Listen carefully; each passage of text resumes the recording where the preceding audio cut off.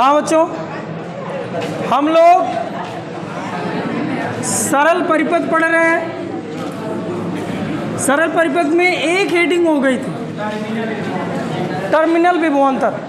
उसके आगे देखेंगे बेटा, तुम्हारा कोई क्वेश्चन नहीं है, बाद में पूछ लेना, मैं पढ़ाऊंगा। टर्मिनल विभवांतर, जिसमें से एक हेडिंग हो गई थी भाई, कौन सा पढ़ रहा है? सरल परिपथ, जिसमें से पहली हेडिंग। अरे बोल यार, क्या इसके सवाल बताए थे? अरे ठीक है, थोड़ी थोड़ी से फिर से बात कर रहे हैं। मान लो इधर टर्मिनल विभवांतर है, ये चैप्टर आपको 5 नंबर देगा, इसलिए आप इस हिसाब से पढ़ें, ठीक है? और सवाल पूछेगा इसमें मीटर सेतु, व्हीट स्टोन सेतु और विभव मापी। बहुत अच्छे अच्छे से सवाल हैं, बहुत ही अच्छे अच्छे सवाल, ठीक है? अरे बताओ, अगर ये 2 ओम है, कितना है? ये मान लो एक बैटरी है ऐसे करके, 5 वोल्ट की बैटरी है। यहाँ मैं जोड़ दूँ एक और बैटरी, 2 वोल्ट की बैटरी। यहाँ मैं जोड़ दूँ 3 ओम, यहाँ करंट दे दूँ 2 एम्पियर का। ये पॉइंट मैं ए कर दूँ और ये पॉइंट बी कर दूँ, तो क्या VA माइनस VB ज्ञात कर सकते हो? सॉरी, VB माइनस VA ज्ञात कर सकते हो? कितने बच्चे कर लेते? सब करके दिखाओ, करके दिखाओ तुरंत। यही टर्मिनल विभवांतर है। टर्मिनल विभवांतर क्या है? परिपथ के किन्हीं 2 बिंदुओं के बीच के विभवांतर को टर्मिनल विभवांतर कहते हैं। तो एक बिंदु आपका ए, दूसरा बिंदु आपका बी है, इनके बीच का विभवांतर टर्मिनल विभवांतर कहलाएगा। ये विभवांतर निकाल के दिखाना है। कल मैंने बताया था बच्चों, कल पूरा आधे घंटे यही समझाया, गड़बड़ नहीं होना चाहिए किसी का। -13 अभिषेक पटेल बैठा है, इतना बड़ा सवाल नहीं था। पीछे कन्याओं कितना है? -13। अच्छा बताइए, मुझे क्या चाहिए? VA माइनस, अच्छा करंट सदाओ किधर से किधर? प्लस से माइनस, माइनस से प्लस। इसका मतलब इधर क्या है बेटा? प्लस। और इधर क्या है? इधर क्या है? और इधर क्या है? अरे है, करंट का प्रवाह सदाओ प्लस से। आप ऐसे देखे होंगे, ये बैटरी लगी होगी या सेल लगा होगा, और ऐसे करके जोड़ दिया जाए एक बल्ब, तो आप बताते हो कि ये प्लस सिरा है और ये करंट ऐसे जाता है, यानी करंट प्लस से माइनस की ओर चला करता है। अब करंट ये बता रहा है कि 2 एम्पीयर करंट इधर जा रहा है, इसका मतलब मैं समझ गया ये प्लस है और ये क्या है? ये प्लस है और ये बता, इस पॉइंट का विभव कितना? V बराबर R इंटू आई। R कितना? I कितना? बराबर 6 वोल्ट। इस पॉइंट का विभव कितना? R इंटू आई, 4 वोल्ट। अरे है, I का R का मान 2, I का मान उधर से 2। अरे है, अब मान लो मैं इधर से चल रहा हूँ एक ही तरफ, तो VA मैंने लिखा, इस पॉइंट का विभव VA, वो सॉरी VB। अब इधर से इधर जा रहा हूँ, बता प्लस पे निकलूँ माइनस पे? इधर से इधर आया, मुझे चलना है, बता प्लस पे माइनस पे? प्लस पे, तो प्लस का 4 वोल्ट लिखो यार। इस पॉइंट, इनके सिरों के बीच विभवांतर कितना है? 4 वोल्ट। बता प्लस पे निकला माइनस पे? इसको जब क्रॉस करा तो प्लस पे कि माइनस पे? प्लस, माइनस से प्रवेश करा, निकला प्लस पे ना, तो जिस सिरे पर निकलो चिन्ह वैसा। पता है इसको मैं प्लस का रखूँ माइनस का? प्लस का 5। ये कैसा? -2। अरे बोल, ये कैसा? ये इधर से घुसा हूँ, इधर निकला हूँ, तो प्लस में निकला माइनस पे? प्लस में, तो प्लस 6 बराबर कहाँ पहुँच गया है? VA बराबर करके उस दूसरे सिरे का नाम लिख दो। अरे आया।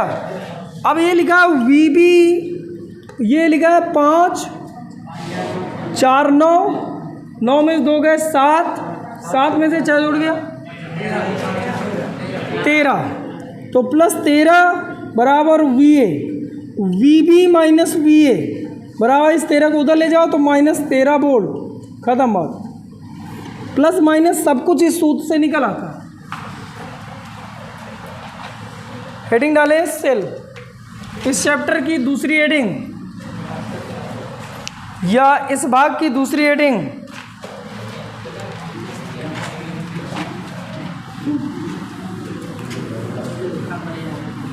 इस भाग की दूसरी हेडिंग सेल। तो लिखिए एक ऐसी युक्ति, पूरी कहानी है लिख लो सीधा सीधा। एक ऐसी युक्ति जो रासायनिक ऊर्जा को वैद्युत ऊर्जा में परिवर्तित करके, एक ऐसी युक्ति जो रासायनिक ऊर्जा को वैद्युत ऊर्जा में परिवर्तित करके, रासायनिक ऊर्जा को वैद्युत ऊर्जा में परिवर्तित करके इस परिवर्तन को निरंतर बनाए रखती है, परिवर्तित करके इस परिवर्तन को निरंतर बनाए रखती है।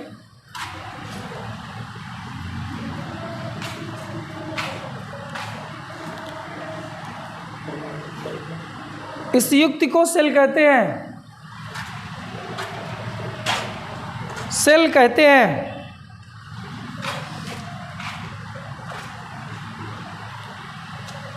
सेल कहते हैं।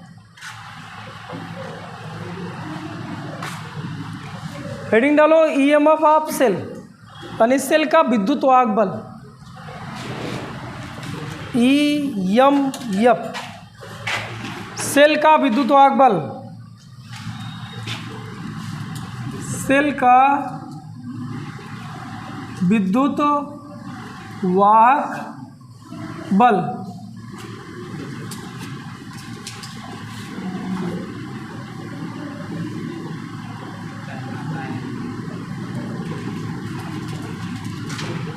हाँ समझे इधर।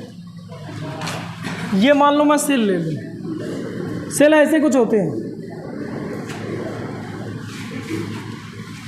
इसके पहले वाले बैच में मैं सेल का एक प्रैक्टिकल कराया था।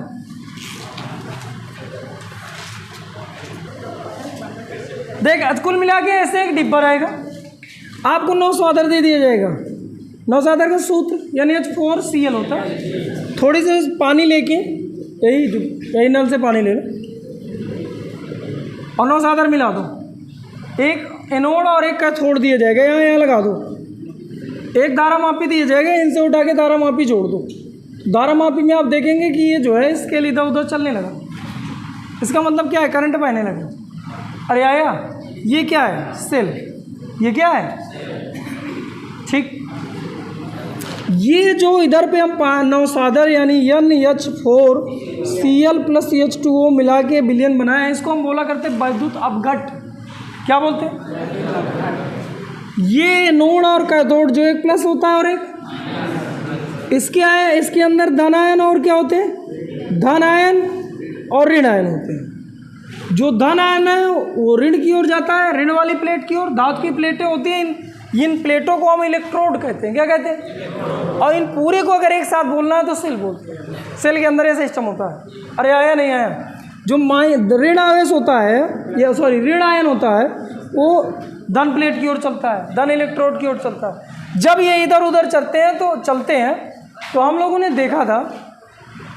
अच्छा, वैद्युत धारा क्या है?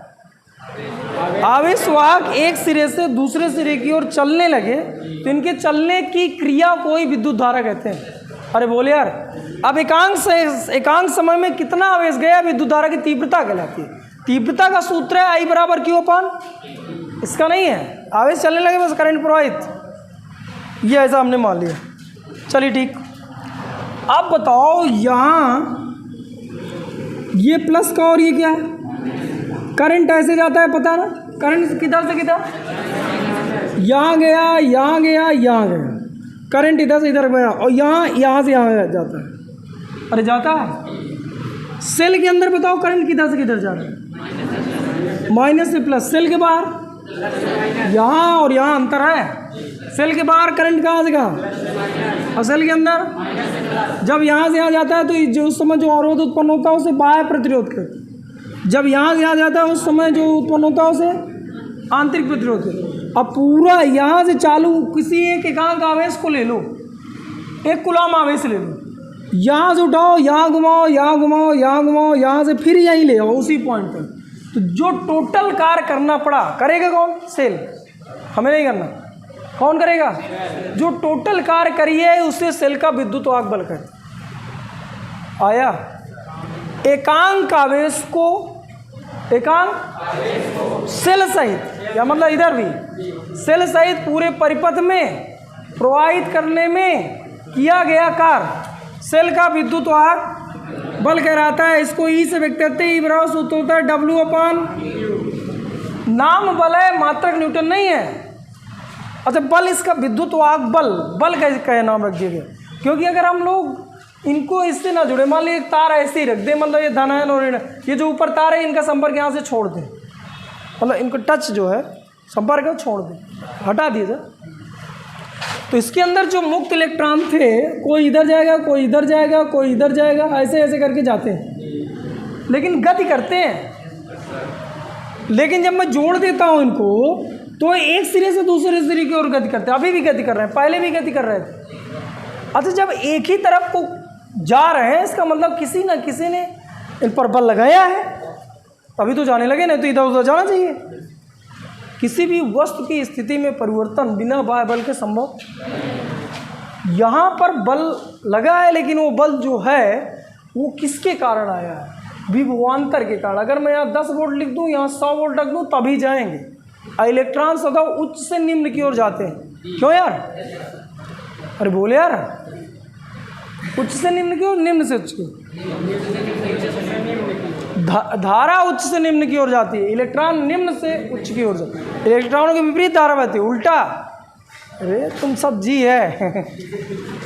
अरे आया, तो यहाँ जो बल को काम करना चाहिए, भाई बल का काम है कि एक सिरे से दूसरे की ओर ले जाओ, एक बल लगाओ, लेकिन वो काम कौन कर रहा है? विभवांतर। इसीलिए इस विभवांतर का नाम बदल के हमने क्या एक बल के हिसाब से रख दिया है। रियल में विभवांतर का भी सूत्र यही है, VV माइनस VA बराबर W अपान Q।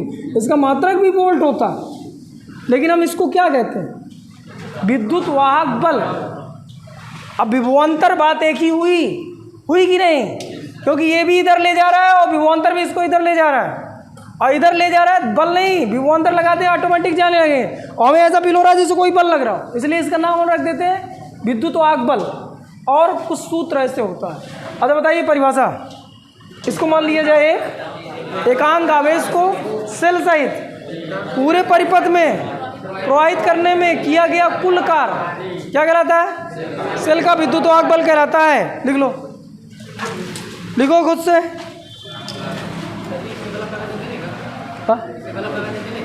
हाँ, वो बल्ब वो वाला लगाओ, DC करंट वाला जलता है, लेके आना, चार्ज का निकाल के लाना, हमारे पास रखिए ना। हाँ, सेल का विद्युत वाहक बल कहलाता है एकांक आवेश को सेल सहित पूरे परिपथ में प्रवाहित करने में किया गया कार्य। प्रवाहित करने में किया गया कार्य सेल का विद्युत वाहक बल कहलाता है।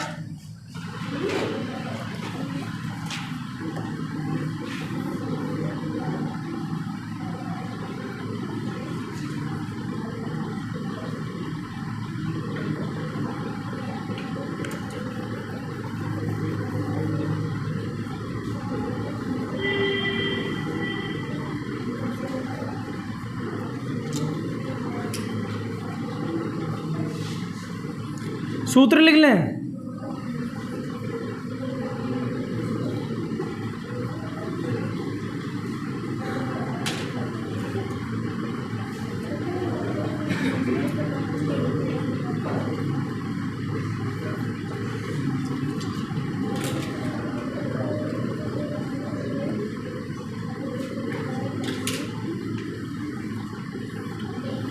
हाँ, सूत्र लिख लें बेटा। बीमा निकालें, वही बीमा जो विभवांतर की टोटल लिखा TOT किया गया कुल कार्य, या नेट लिख लो जैसा भी। W अपान Q, W की बीमा, L स्क्वायर T-2 Q की AT, ये हो जाती L स्क्वायर T-3 A-1। मालिक लोगों, मात्रक आप लिख लो जूल प्रतिकूलम, या इसी को हम लोग बोलते हैं वोल्ट। राशि, अदिश,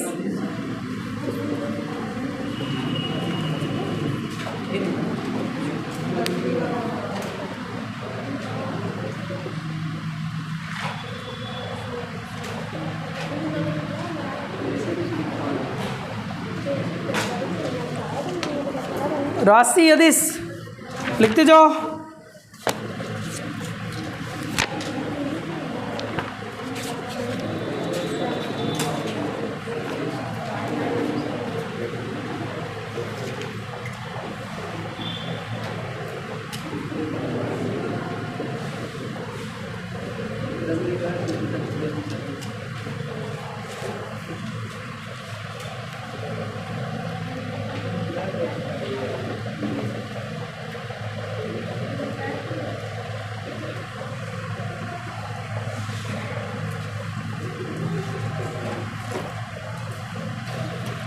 लिख लिया। निर्भरता,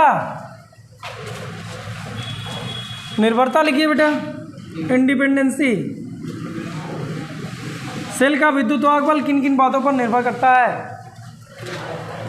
तो लिख लेना। सेल का विद्युत वाहक बल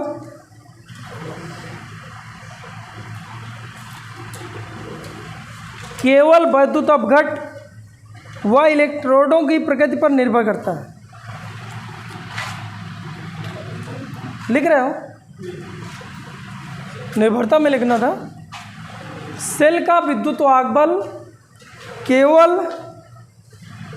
वैद्युत अपघट व इलेक्ट्रोडों, इलेक्ट्रोड समझ गए, जो दो प्लेटें लगाए थे, एक प्लस की एक माइनस, हाँ, इलेक्ट्रोडों की प्रकृति पर निर्भर करता है। प्रकृति पर निर्भर करता है। यह इलेक्ट्रोडों के आकार, इनके बीच की दूरी, वैद्युत अपघट की मात्रा, इलेक्ट्रोडों के आकार, इनके बीच की दूरी। सोनी इलेक्ट्रोड नहीं लिख पा रहा तो प्लेट लिख ले, लेकिन लिख कहाँ?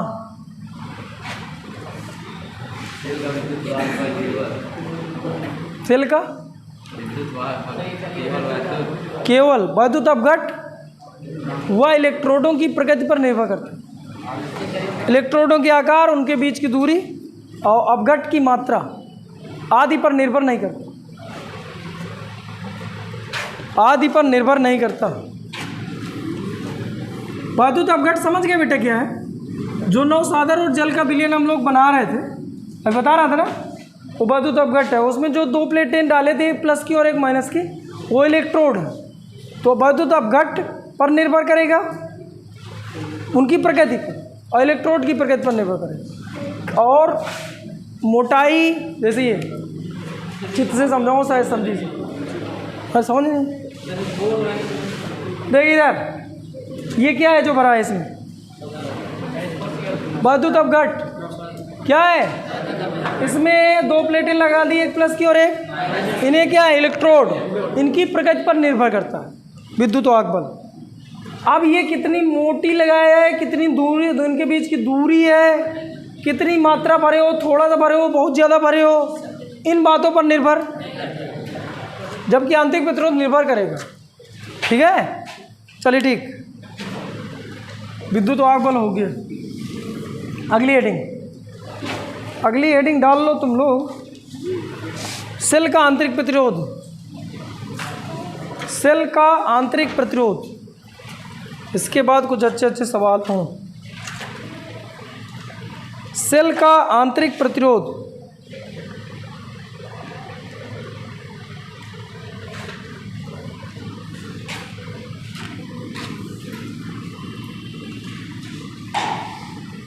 सेल का आंतरिक प्रतिरोध क्या है? कौन लोग, कितने लोग बता ले जाए? ये प्लस की प्लेट, ये माइनस की प्लेट, इसमें हम वैद्युत अपघट भर के रखा है। बोले यार, तो जो धन आयन होगा वो किधर जाएगा? इधर, और जो ऋण आयन होगा वो इधर जाएगा। अरे जाएगा, तो जो यहाँ पहले से अणु उपस्थित हैं, तो क्या इनके गमन का विरोध करेंगे?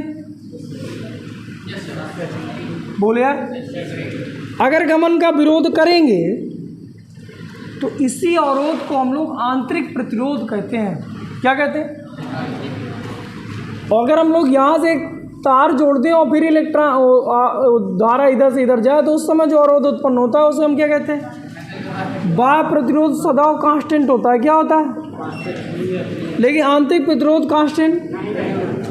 इसीलिए सेल को लगातार यूज में लाते रहने पर अंततः खराब हो जाता सेल।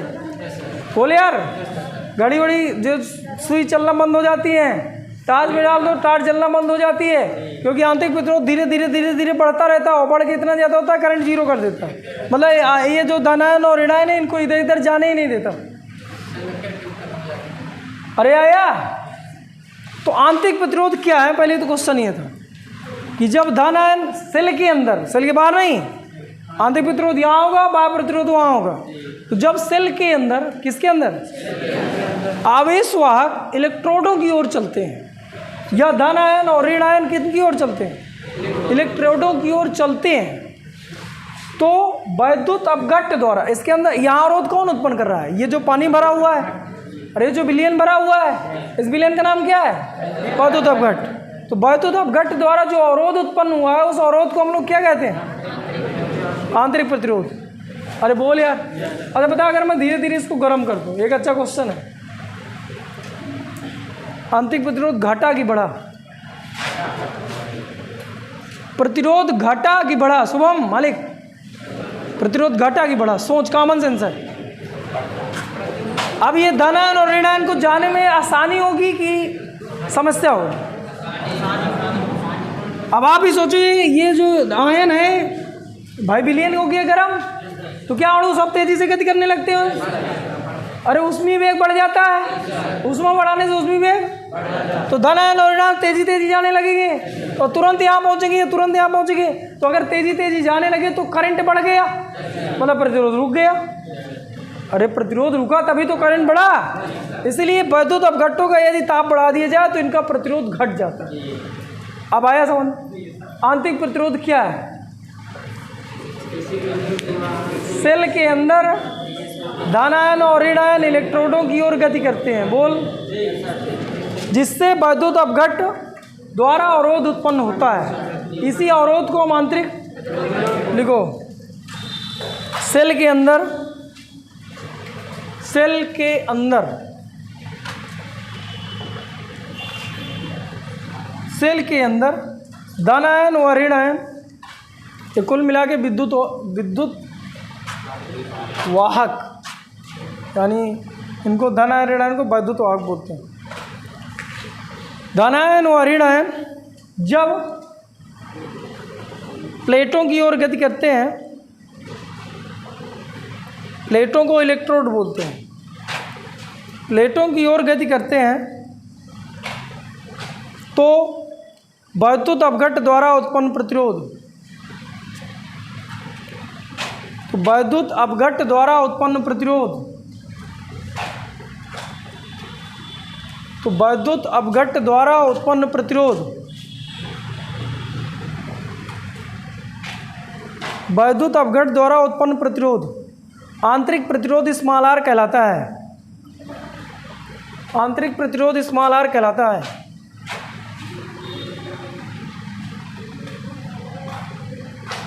आंतरिक प्रतिरोध स्मॉल आर कहलाता है। इसको हम ऐसे दिखाया करते हैं, संकेत। कभी तुम लोगों ने सेल खरीदा घड़ी वाला, घड़ी में जो डालते हैं वो तुम्हें ऐसा दिखता होगा, बाहर से दिखता है बेटा ऐसा, ये अंदर की वैल्यू नहीं दिखाई देती। एक ये इधर ऐसे दिखा उधर प्लस होता है, उसी दूसरी तरफ क्या होता है? माइनस। लेकिन ये हमें ऐसे बाहर से दिखता है, लेकिन जब हम लोग परिपथ में इसको बनाएंगे तो केवल ये बनाएंगे। क्या तुम्हें बात समझ में आ रही? ये बनाएंगे, ये है सेल जिसका आंतरिक प्रतिरोध है, ये इसका विद्युत वाहक बल। ठीक है, संकेत दिखाएं। ये ऐसे नहीं बनाना, ऐसे बनाना। बन गया। अगर सेल की जगह मैं बैटरी कह दूँ यही और एक आध प्लेटें और बढ़ा देना। ये बैटरी है, इसको हम कहते हैं सेल का संकेत है, और ये बैटरी का संकेत है।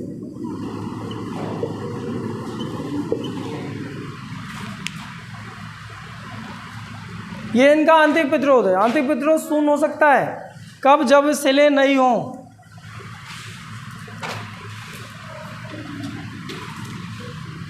हाँ, एक बात और करनी थी छोटी सी, इसके बाद सवाल देखने में।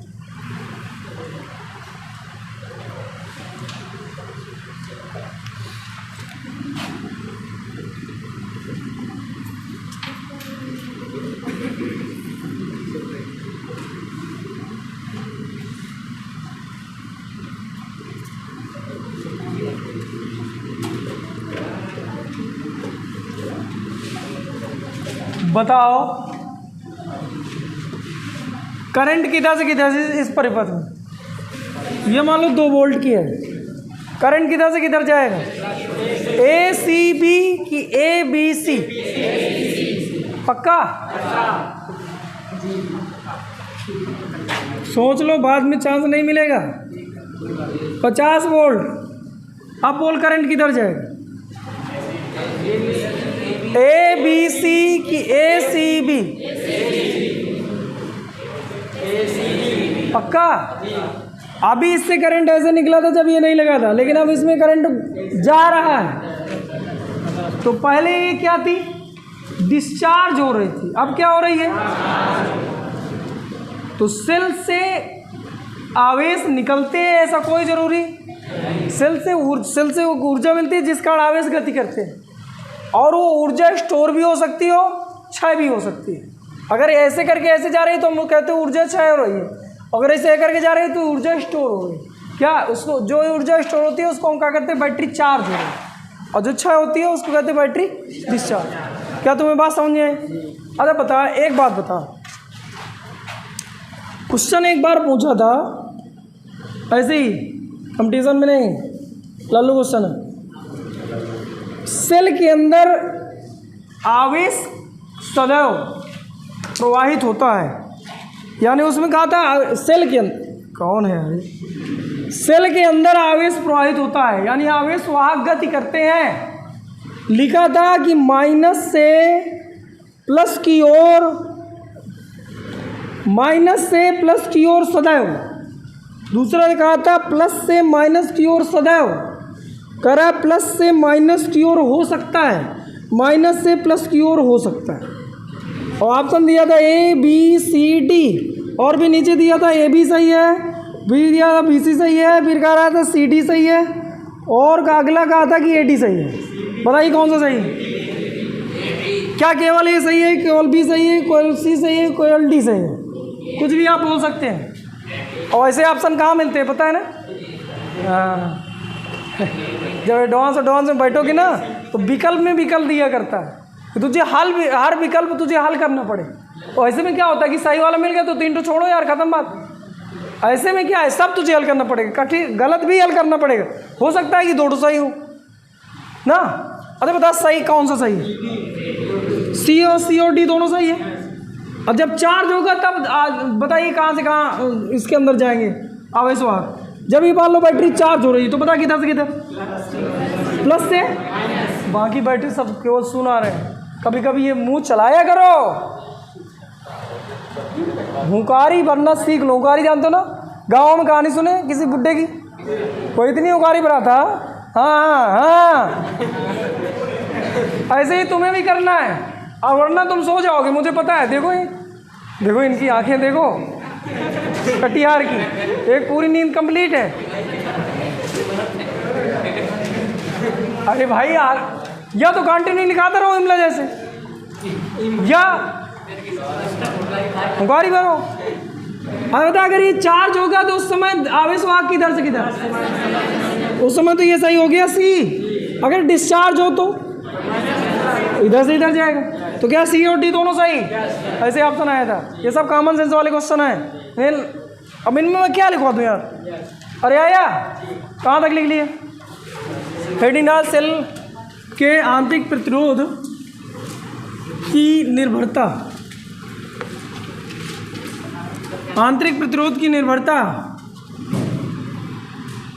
सेल के आंतरिक प्रतिरोध की निर्भरता, आंतरिक प्रतिरोध की निर्भरता, सेल का जो आंतरिक प्रतिरोध है किन किन बातों पर निर्भर करता है।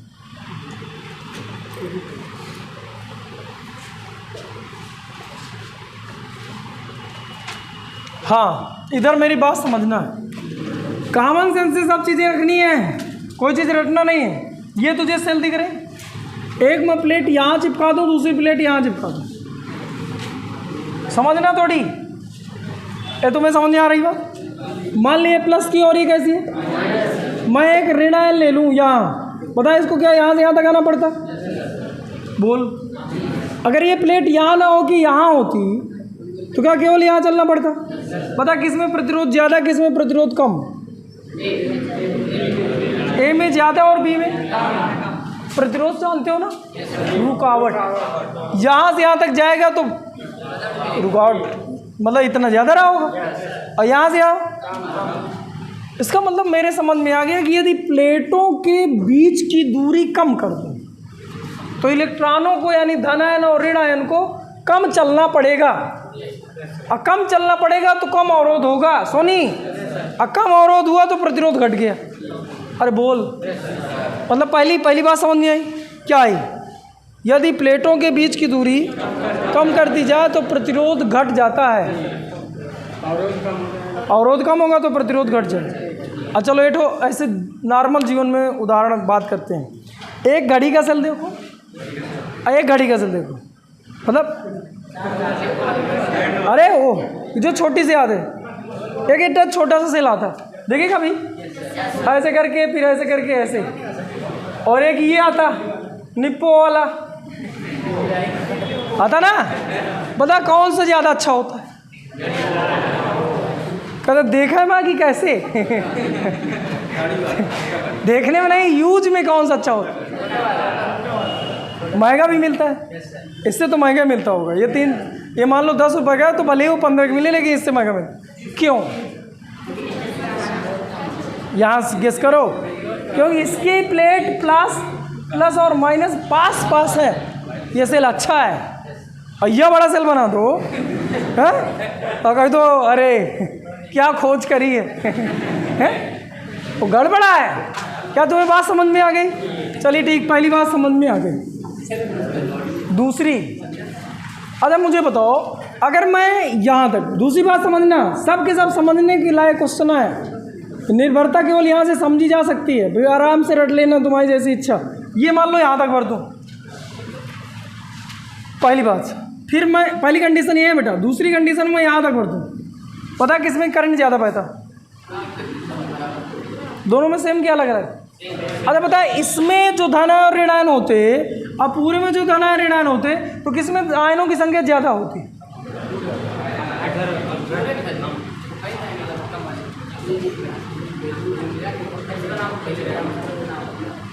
कह रहा है दोनों में आयनों की संख्या सेम होगी। अच्छा ठीक है, किस में अणुओं की संख्या ज़्यादा होगी? अरे भाई जिसकी पदार्थ ज़्यादा उसमें अणुओं की संख्या ज़्यादा ना। अब तुम्हारे घर में एक टंकी है जिसमें 500 लीटर पानी आता है, एक थोड़ा बाटल है जिसमें 1 लीटर आता है, दोनों अणुओं की संख्या सेम। फिर आप एक बाटल पानी पी के कहोगे मैं 500 लीटर पानी पी गया, क्योंकि दोनों में अणुओं की संख्या, तो ऐसे थोड़ी मान लिया जाएगा यार, हैं? अरे इसमें कम और इसमें, तो इसमें आयन धनायन ऋणायन कम और इसमें धनायन ऋणायन। अगर ज़्यादा एक साथ जाएंगे तो ज़्यादा करंट बहेगा, और कम जाएंगे तो कम बहेगा। नहीं कॉमन सेंस काम कर रहा। अब इसका मतलब क्या हुआ?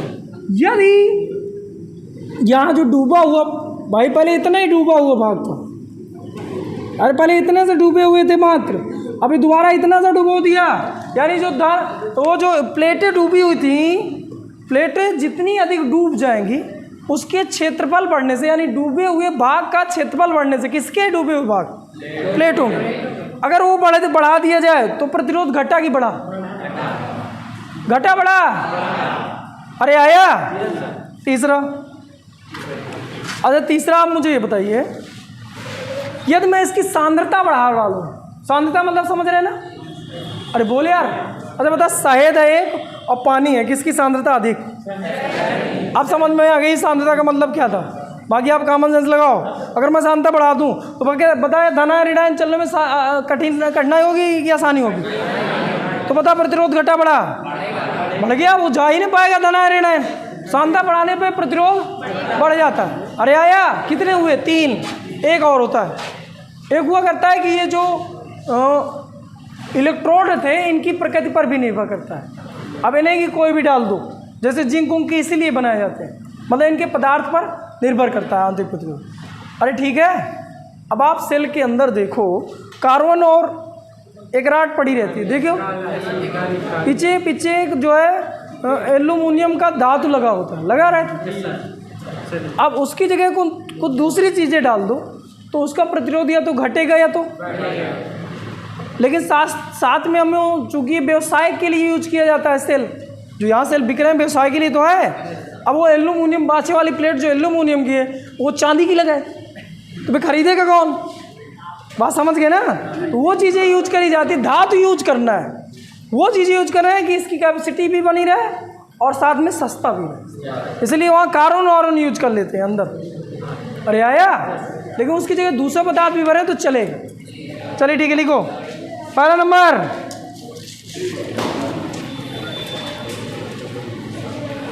आंतरिक मतलब स्मॉल आर प्लेटों के बीच की दूरी के अनुक्रमानुपाती होता है। पहला नंबर स्मॉल आर प्लेटों के बीच की दूरी के अनुक्रमानुपाती होता है। दूरी बढ़ा दें प्रतिरोध बढ़ जाएगा।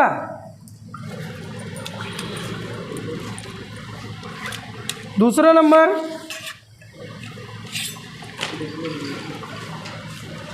दूसरा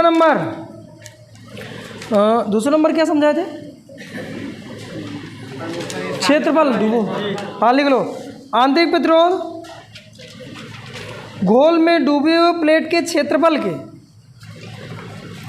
आंतरिक प्रतिरोध घोल में डूबे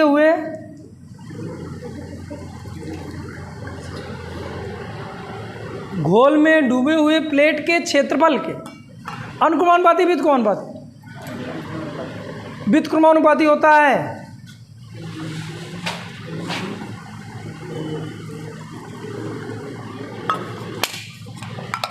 ये तुम यार इस गैलन का पानी क्या पी लेते हो?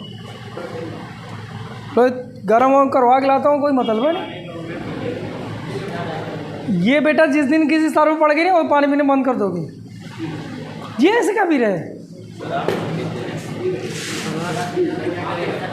एक नीचे रखवा लो, नहीं मतलब नहीं गैलन, ये पानी वानी इसमें मैं कुछ अपद्रव्य पदार्थ भी मिला के लाता हूँ।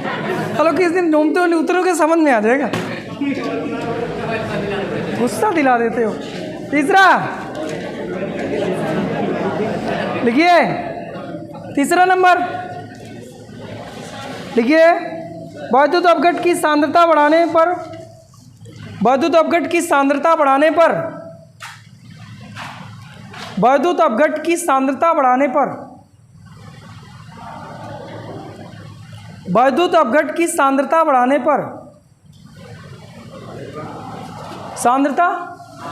प्रतिरोध घटा बढ़ा, वहाँ बढ़ जाता है। कुल मिला के सांद्रता के अनुक्रमानुपाती होता है, प्रतिरोध बढ़ जाता है। चौथा नंबर आंतरिक प्रतिरोध प्लेटों के पदार्थ की प्रकृति पर निर्भर करता है।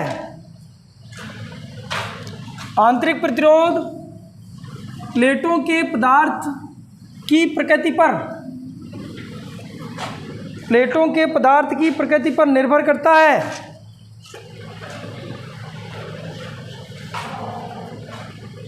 प्लेटों के पदार्थ की प्रकृति पर निर्भर करता है। देखो इधर यार, यहाँ मैंने वो रखा था ना, हाँ ORS क्या बोलते हैं वो सब इस घोल इसमें मिला रहता है, इसलिए पिया ना करो।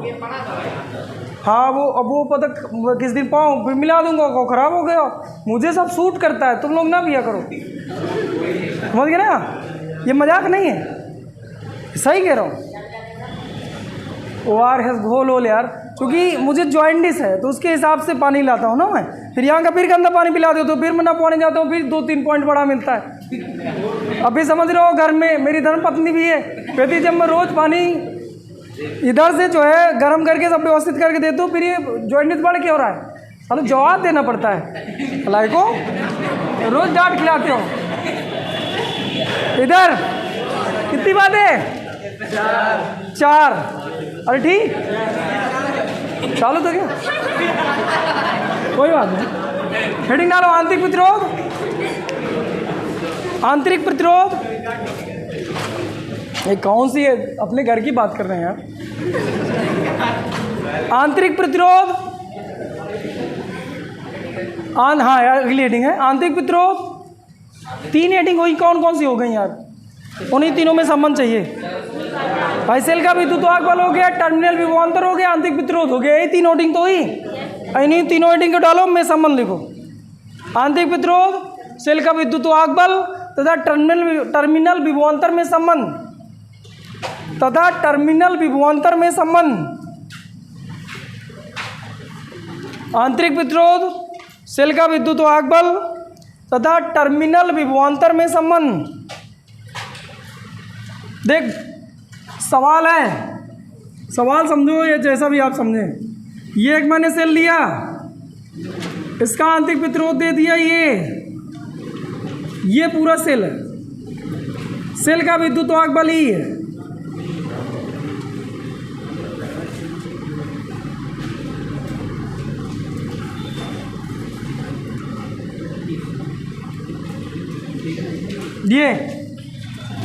ये एक मैंने बाह्य परिपथ बना लिया, इसका बाह्य जो प्रतिरोध है वो कैपिटल R, यहाँ से लेके यहाँ तक का जो विभवांतर है वो V है। अरे बोल यार, हाँ ठीक। बता बेटा, इसमें 2 तरह से कार्य करा, सेल ने 2 तरह से कार्य करा होगा। एक यहाँ से लेके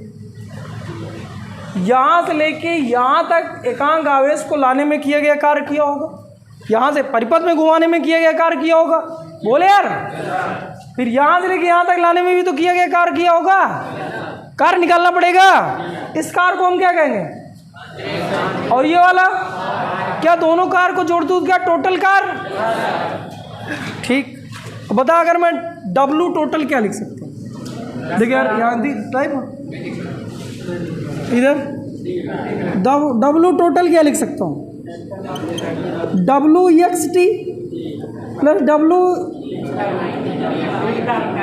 इंटरनल। अरे हाँ यार, अभी पढ़ाने लगते 1 मिनट में। अरे बोल, कार्य बराबर सूत्र। अब ना बोलेंगे W/Q, तो कार्य बराबर सूत्र V × Q। अरे बोल, चूंकि Q बराबर सूत्र क्या है? IT, तो बता W बराबर सूत्र कितना? VIT। अरे बोल, अच्छा ठीक, ये है इनके सिरों के बीच विभवांतर कितना? V। इधर अगर करंट मैं I कहूँ, तो क्या इसमें करंट I गया है? IT। ये कार्य यहाँ प्रतिरोध के पदों में आगे लिखेंगे, अभी आगे V के पदों में लिखना है। प्लस इंटरनल क्या, यहाँ से यहाँ तक का, तो बता यहाँ पर मैं कितना लिख लूँ? V नहीं पता मुझे, V यहाँ का इसका बस पता है। अरे बोल यार, तो V की जगह मैं क्या लिख लूँ? सूत्र आपका कुल मिला के आया था W बराबर VIT। ये सूत्र हम पीछे भी पढ़ चुके हैं, पढ़े हो ना बेटा? ये सूत्र यूज कर रहा हूँ। अब यहाँ मुझे विभवांतर पता नहीं, लेकिन करंट मुझे पता है कि यार करंट अगर इधर से आई निकली तो आई गई होगी, तो मुझे करंट पता है। टाइम भी पता है कि अगर 10 सेकेंड इधर करंट गया तो 10 सेकेंड इसमें भी पास हुआ हो। तो T भी मुझे पता हो, V नहीं पता, तो V की जगह बदल दूँ ओम के नियम से। तो V बराबर सूत्र R इंटू इधर का R कितना है? R है। अब I है, एक I पहले से T है। अरे बोल, अच्छा ये जो टोटल कार्य कौन कर रहा है? सेल। सेल का विद्युत वाहक कितना है? ई। तो बता, अगर यहाँ मैं ई लिख देता तो ई अपान क्यू को क्या, सॉरी, ई बराबर डब्ल्यू अपान क्यू लिखा जाता है। तो अरे टोटल की जगह अभी निकाले थे यार, इसके पहले क्या निकाले थे? ई आई टी, गौर से देख, ई डब्ल्यू टोटल अभी निकाले थे 2-3 मिनट पहले। कुल मिला के मेरे कहने का मतलब ये है, वी की जगह मैं ई लिख लूँ और ई बाकी सूत्र वही होता है, यहाँ से डब्ल्यू निकालूँ तो डब्ल्यू बराबर हो जाता है ई आई टी। ये हो जाता सेल का, पूरे सेल का। अच्छा ठीक, ये सबके समझ में है। अच्छा, इन दोनों का योगफल इसके बराबर क्यों है? ऊर्जा संरक्षण के सिद्धांत से ऊर्जा कभी मतलब कार्य है, जो ऊर्जा है संरक्षित रहेगी। बाह्य कार्य और आंतरिक कार्य दोनों निकाल के जोड़ दिया जाए तो टोटल कार्य के तो मैंने टोटल के बराबर करा, बल उठा के रखा तो क्या आई टी कट गया। देख गौर से, पता क्या मिला? ई बराबर V plus I R E plus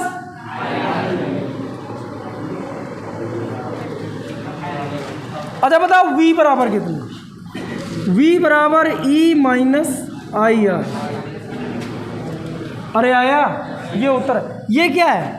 terminal विभवांतर, किन्हीं दो बिंदुओं के बीच के विभवांतर को टर्मिनल विभवांतर। ये क्या है? विद्युत वाहक बल। स्मॉल आर क्या है? आंतरिक। तो विद्युत वाहक बल, टर्मिनल विभवांतर तथा आंतरिक प्रतिरोध में लिखो। लिखिए, माना थोड़ी लिख लो। माना एक सेल जिसका आंतरिक प्रतिरोध स्मॉल आर है, माना एक सेल जिसका आंतरिक प्रतिरोध स्मॉल आर है, माना एक सेल जिसका आंतरिक प्रतिरोध स्मॉल आर है, जिसका आंतरिक प्रतिरोध स्मॉल आर है, प्रतिरोध स्मॉल आर है, वह विद्युत वाहक बल कैपिटल ई है। वह विद्युत वाहक बल कैपिटल ई है। विद्युत वाहक बल कैपिटल ई है। कामा करके के सिरों को एक बाह्य परिपथ से जोड़ा गया है। के सिरों को यानी सेल के सिरों को बाह्य परिपथ से जोड़ा गया है।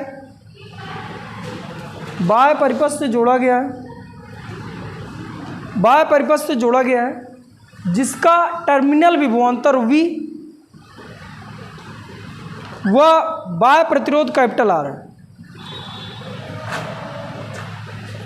वह बाह्य प्रतिरोध कैपिटल आर है।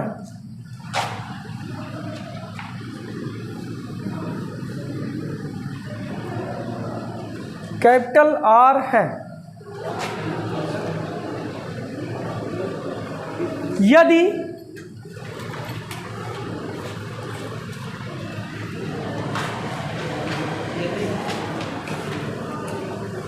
यदि परिपथ में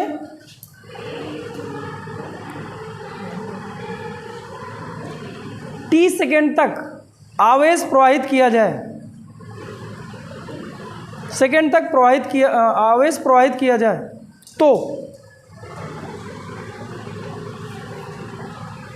सेल द्वारा किया गया कुल कार्य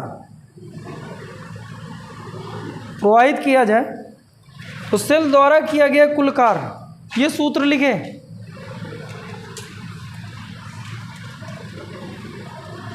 सेल द्वारा किया गया कुल कार्य सूत्र लिखे, चित्र बना के खत्म। ई बराबर वी प्लस आई आर, या इसी को बेटा ऐसा लिख लेना, वी बराबर E minus I R. E minus I R, जब भी किसी से बताना हो ये सूत्र बताया करें, वी बराबर ई माइनस आई आर। इसके बहुत अच्छे सवाल मिलने।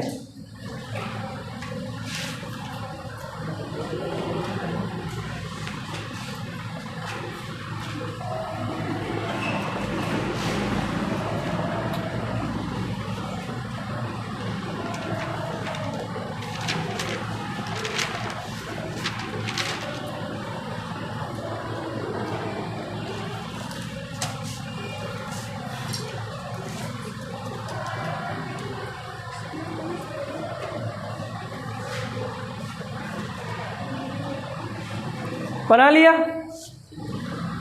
आ भी गया? तो इसका डिस्कशन हम लोग कल करेंगे, ठीक है बेटा? आराम से बना के लेकिन जाना।